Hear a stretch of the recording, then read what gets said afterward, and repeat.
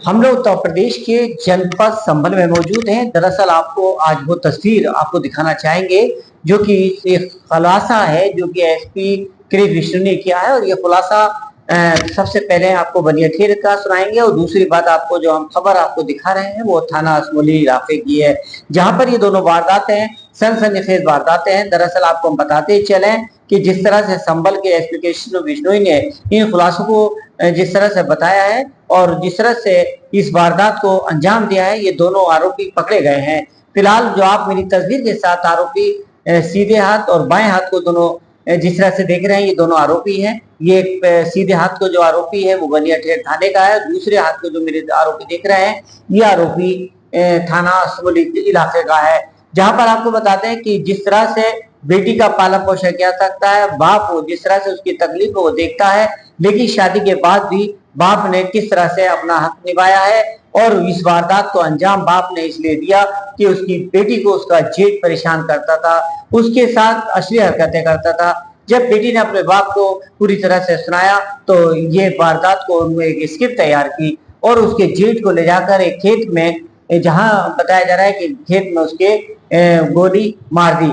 फिलहाल शव को वहीं दुबका दिया। काफी टाइम उसका शव मिला, लेकिन जिस तरह से एसपी कृष्ण विश्नोई ने यहाँ पर सर्विलांस एसओजी टीम को लगाया गया, पुलिस टीम को लगाया गया, सघन चेकिंग की गई, लेकिन इसमें पूरी तरह से देखा गया कि जो वारदात में जिसका जो मरा था उसका भाई किसी तरह से कोई भी कार्रवाई नहीं कर रहा था। उसका जिस तरह से बेटी का जो परिवार में था वो कार्रवाई कर रहे थे। पूरी तरह से जब एक स्क्रिप्ट का जायजा लिया और इसकी जांच की गई तो एसपी कृष्ण कुमार विष्णु ने बताया कि इसका जो वहां जेठ था और जेठ के साथ जिस तरह से वो उसकी पत्नी काफी समय एक बच्चे प्रसव हुआ था, उस प्रसव में उसकी बीवी मर गई थी। उसके बाद वो करीब अपने छोटे भाई की पत्नी से छेड़छाड़ करता था, इधर जायदाद और जमीन भी बेचना चाहता। तो दोनों पहलुओं से देखें तो कहीं ना कहीं जमीन बेचने का पहलू भी सामने आ रहा है और दूसरा पहलू उसकी बेटी को छेड़छाड़ करता था जिसने मारा। फिलहाल उस आरोपी ने अपना गुनाह कबूल किया,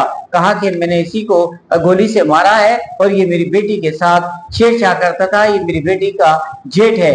इसी तरह से दूसरी वारदात जो तस्वीर आप से रहे हैं, एक शोधित को छेड़छाड़ में चाटा मार दिया और चाटे का किस तरह से दो चाटे जब पड़े उसने पर्दे की ठान ली। देखिए दूसरा आरोपी है वो गूंगा और बहरा है, न सुन सकता है किसी की बात और न कह सकता है, लेकिन अपने जेब में 1 महीने से लगातार चाकू लिए घूम रहा था और लोगों को इशारा कर रहा था। लोग मजाक बनाकर छोड़ दिया करते थे, लेकिन उसने मन में ठान ली थी कि वो बदला लेगा और मार देगा, क्योंकि उसके भाई से उसने दोस्ती काटी और दोस्ती के साथ जो सब्जी बेच रहता था उसको ले जाकर एक खेत में उसकी कई बार वार किए चाकू से और उसको जिंदा मार दिया और जो कपड़े थे उनको एक जगह दुबका दिया।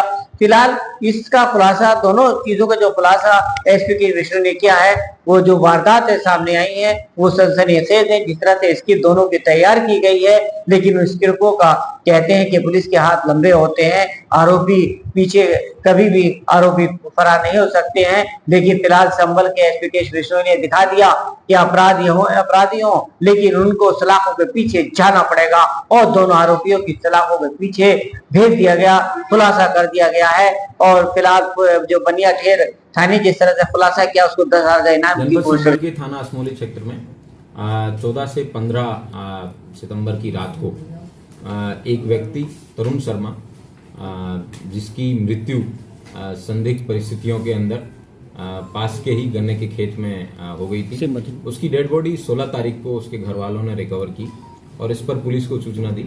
पुलिस ने मौके पे शव को कब्जे में लिया और उसमें पोस्टमार्टम कराया गया और डॉक्टर द्वारा विसरा प्रिजर्व होने की बात बताई गई। फिर उसमें पुलिस ने एक चमन शर्मा नाम के व्यक्ति द्वारा, जो कि इनका रिश्तेदार है, उसके द्वारा तहरीर दी गई थी। उस तहरीर की जांच की। जांच के उपरांत और मेडिको लीगल एक्सपर्ट से कंसल्ट करने के बाद में पुलिस इस कंक्लूजन पर पहुंची कि इसमें मुकदमे का अभियोग है वो पंजीकृत करवाया जाना चाहिए। मुकदमे का अभियोग पंजीकृत करवाने के बाद में कई लोगों से छानबीन और पूछताछ के बाद में पता चला कि इसकी हत्या की गई है और हत्या किन कारणों से की जा सकती है, उसके पीछे 2 अलग अलग प्रकार के एंगल्स हैं, वो एक्सप्लोर करने पे पुलिस को पता चला।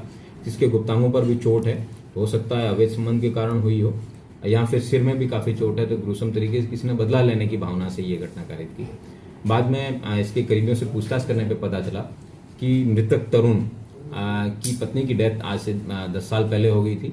इसका अपने छोटे भाई की पत्नी के साथ में उसको परेशान करता था और उसके साथ अवैध संबंध बनाने का प्रयास करता था। इसी रंजिश को ध्यान में रखते हुए इसके छोटे भाई के जो ससुर हैं रामपाल, उनके द्वारा इनको शराब पिलाने के लिए ठेके पे ले जाया गया और उसके बाद में गन्ने के खेत में दोनों साथ में बैठे और उसमें किसी बात को लेके इनकी कहासुनी हुई, जिसमें इनकी बेटी को परेशान करने और शराब के नशे में और आदी होने के कारण जमीन बेच देने की इन दो मोटिव के कारण इसके रामपाल के द्वारा ईंट से उस व्यक्ति को उसके सिर पे भी चोट मारी और उसके गुप्तांगों पे भी कई बार वार किया। इससे मृतक तरुण की वहीं पे डेथ हो गई और उसके बाद में ये व्यक्ति वहां से फरार हो गया। उसके 2 दिन बाद में डेड बॉडी रिकवर हुई। घटना में प्रयुक्त जो आला कत्ल है, ईंट है, वो बरामद हुई है और अभी को गिरफ्तार करके जेल में। ठीक है।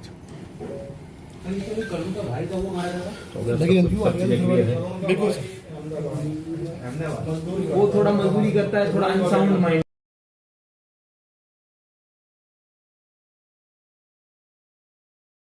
जनपद संभल के थाना बनियाठेर क्षेत्र में 3 अक्टूबर की प्रातः 8 बजे के आसपास थाना बनियाठेर पे सूचना दी गई कि एक व्यक्ति है जिसकी खेत के अंदर डेड बॉडी है, वो पड़ी और उसका गला रेत के हत्या कर दी गई है। सूचना पर सभी आला अधिकारी मौके पे पहुंचे थे और विभिन्न मुख्य जितने भी एविडेंसेस थे उन सबको कलेक्ट किया गया। फॉरेंसिक टीम भी गई थी और उसके बाद में 2-3 टीमें हैं, अलग अलग सर्विलांस की टीम भी, फॉरेंसिक के साक्ष्य भी इकट्ठे किए गए, तो उनके आधार पर भी कार्रवाई करने के लिए और थाने की भी 2 टीमें हैं वो लगा के इस केस का अनावरण करने के लिए लगाई गई थी। बाद में पता चला गांव में डिटेक्टिव के रूप में भी पुलिस ने कार्य किया और परिवार का भी सजरा बनाया गया एवं विभिन्न एंगल्स पे जब स्टडी किया गया तो पता चला कि मृतक का जो जसवंत है उसकी बहन है, उसकी 1 से 1.5 महीने पहले एक व्यक्ति जितेंद्र उर्फ गूंगा, उसके द्वारा छेड़खानी की गई थी। छेड़खानी करने के बाद इस गूंगे को मृतक ने 3-4 बार थप्पड़ मारे थे। उसी बात से गूंगा रंजिश रखता था और जितेंद्र उर्फ गूंगा है, इसके गांव में जब भी घूमता रहता था और उस व्यक्ति को देखता था, इशारे करता था कि वो इसका जो है कि कभी न कभी मर्डर कर देगा। और इसी गांव में अंदेशे के आधार पे जब पुलिस जितेंद्र उर्फ गूंगा के परिजनों से भी पूछताछ की, तब उन्होंने बताया कि जिस दिन 3 तारीख की शाम को 2 तारीख की शाम को ये जितेंद्र उर्फ गूंगा है वो 8:30 बजे के आसपास घर पे आया था और उसने अपने पूरे कपड़े वो नहीं पहने हुए थे और ये तुरंत ऊपर जाके सो गया था और उसके बाद से घर से ये ज़्यादातर समय गायब रहता है। जब ये जितेंद्र गूंगा है ये वास्तव में दिव्यांग है, इससे जब पूछताछ की गई ट्रांसलेटर के माध्यम से भी, तब इसने बताया कि किस तरीके से इसने इस घटना को अंजाम दिया है और घटना के बाद में इसने अपने कपड़े हैं वो बगल के हौज है उसमें सुखा दिए और उसके ऊपर गोबर लगा दिया था ताकि ये एविडेंसेस को अपना नष्ट कर सके। और जो मृतक के डेड बॉडी पे एक ब्रा भी पड़ी थी, उस ब्रा के संबंध में भी जब इससे पूछा गया तो अनैतिक संबंध इसके जो हत्यारा है और जिसकी हत्या हुई है उन दोनों के बीच में भी प्रकाश में आए हैं। इस तरह जो घटना में प्रयुक्त जो आला कत्ल है, चाकू है, वो मौके से बरामद हुआ था और 2 अन्य महत्वपूर्ण साक्ष्य है उनको पुलिस ने बरामद कर आज जितेंद्र उर्फ गूंगा इसको जेल भेजा जा रहा है और आगे की विधिक कार्रवाई है वो सुनिश्चित की जा रही है। थाना बनियाठेर द्वारा इस एक तरीके से ब्लाइंड मर्डर है, इसका खुलासा करने में काफ़ी टीमों द्वारा मेहनत की गई। इसके लिए इनका उत्साहवर्धन करने के लिए 10,000 रुपये का नकद पुरस्कार भी इनको घोषित किया जाए। ये जो आरोपी है मृतक को क्या अपने साथ में लेकर गया था, क्या किस तरह से इसको मर्डर किया था? ये आरोपी और मृतक है दोनों एक जो आरोपी है इसके घर से 100 मीटर दूर एक खेत था उसमें साथ में थे और वहाँ काफ़ी देर साथ में रहे हैं और बाद में जब मर्डर हुआ है तब उनके दोनों के बीच में स्ट्रगल भी हुआ है जिसमें मृतक द्वारा इस आरोपी को काटा भी गया है कई जगहों पे और आरोपी द्वारा भी मृतक को कई जगह काटा भी गया और बाद में चाकू से भी उस पर जो हथियार है चाकू से भी वार किए जिससे इनकी मृत्यु हुई।